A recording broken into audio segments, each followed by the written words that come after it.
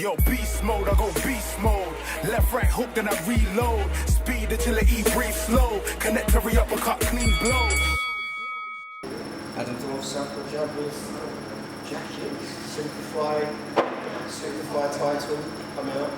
It's Ricky Little, the rematch. Yes, sir. How you feeling? Yeah, mate, I feel great. I cannot wait to get in there. It was a couple of years ago now, you had one fight back afterwards. It was really close by. Did you, 94, 96? Yeah. Do you think that was a fair result? Yeah, I'm always very honest with myself. If I lose, I always admit it. If I think I lost, I always admit it. And I think the scoring was right as well. I think when I watched it back, I had it by 1 round to him. So 2 rounds, you can't really complain. So yeah, I think it was a fair result on the night. Did you do anything wrong, do you think? Oh, I did a lot wrong. Looking back on it, like looking to the fighter that I am now, to the fighter that I am then. Like me and Kieran have been working a lot, and he's taken a lot of mistakes away from me. I was always circling to my left. I was always going backing into corners. My hand was down low with no head movement. You know, there was a lot I did wrong in the night. Yeah. I mean, did Ricky Little sort of bring anything you weren't expecting, or? No, the only thing that I think he works really well for him is he's very fit. He's very, very fit. He did the 10 rounds very, very well. He's got a very good engine on it, but you know, that was the only probably real shock was how good his engine was. But you know, I expect it this time around. Do you think he'll do anything? I mean, do you speak? Do you have any relationship with him? Do you sort of wish him well on Facebook or anything like that? No, I mean, I don't have any ill feelings towards him. You know, like it's just at the end of the day, it's boxing, it's business. Like, but no, we don't keep in contact, nothing like that. What are you going to do different this time? I don't know. If I was telling you what I was going to do, that I'd give away the game plan, wouldn't it? You were going to say that. I mean, you both had one fight since then, yeah. Which is 2 years, which is quite a long time. He had quite a close win over, I'm probably going to be asked to say, a foreign road worker. In that time, you've retired how many times? Just the once. Did you retire before that? No, I didn't. I don't know where this confusion comes from, but no, just the one time. No, I'm sure you're retired. Between you and Darryl Williams, you've got several retirements. You've also gone from dashing jab to the punk kid. To the lipstick kid. Let's see the lipstick tattoo. Oh, the new lipstick tattoo as well. And we've got the dashing one there as well. And we've got punk kid here as well. We got them all. Every nickname gets a tattoo.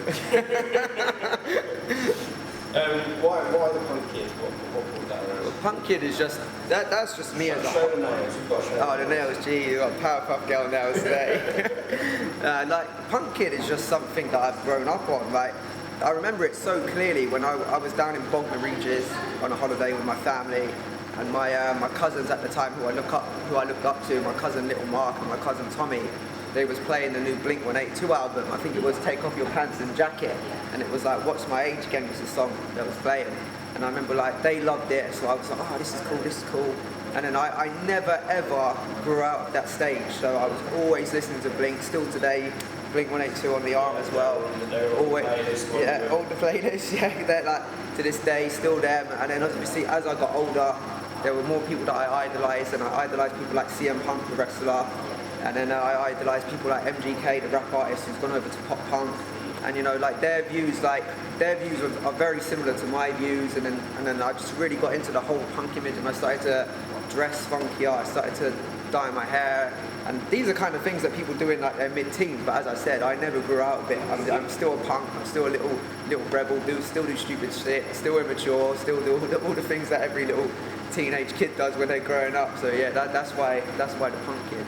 Is it going to stick though? Yeah, I'll always be the punk kid, but I just throw in a couple new ones here and there, like the lipstick kid and so on. What are you going to do like your shorts? What are you going to do for your shorts for this one? I've got my shorts done. So again, talking about MGK, he had a concert not long ago, and he come out and he wore these like camouflage shorts with he had a skirt on one side and then the camouflage short on the other side. And I was like, oh, that's so cool, I've got to do it. So I've got camouflage shorts on one side and I've got half a pink skirt on the other side. Can't wait to see. Just what do you think you've changed for the fight? Not in terms of tactics, but do you think that you are doing anything physically different? I know you've got a new training you're doing. Yeah. Yeah, there's a lot's changed, not even just from a fighting perspective, but just me as a person. You know, I've changed a lot mentally, I've changed like physically, I've changed a lot, and obviously as a boxer I've changed a lot. This is all like, I think COVID was one of the best things that ever happened to me, because where I was, where everyone went away and they was just at home doing whatever they was doing, I had a lot of time to think about my like things and reflect on myself and who I was as a person and so on. And I really matured over that time, and you know, I'm a very different person. And mentally, I'm in a very, very good place. Yeah. I'm very happy. You know, I've settled down now.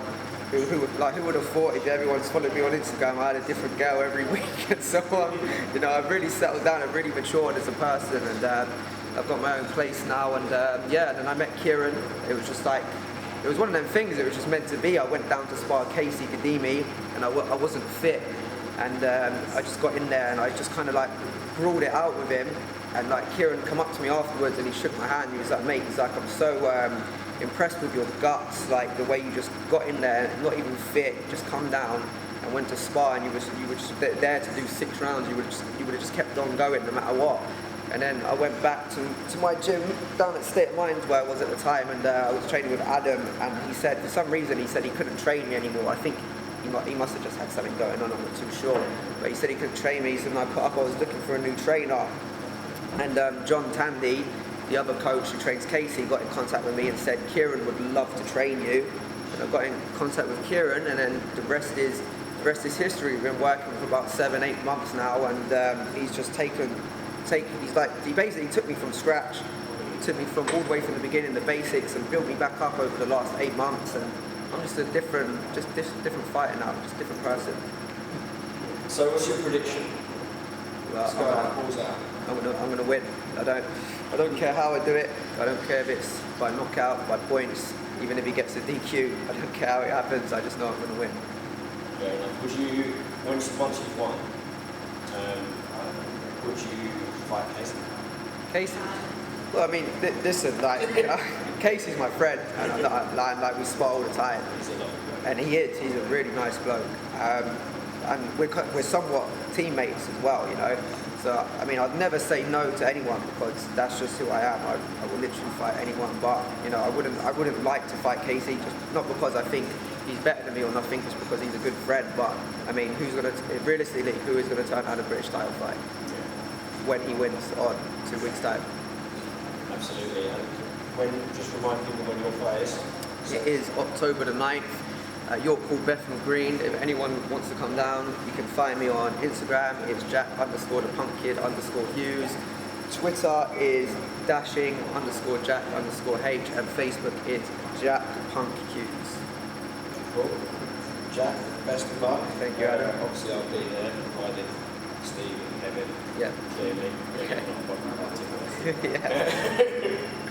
Yeah, enjoy. Thank you, mate. Hope your fight goes well, and thanks for talking to Southpaw. Thank you for having me, mate.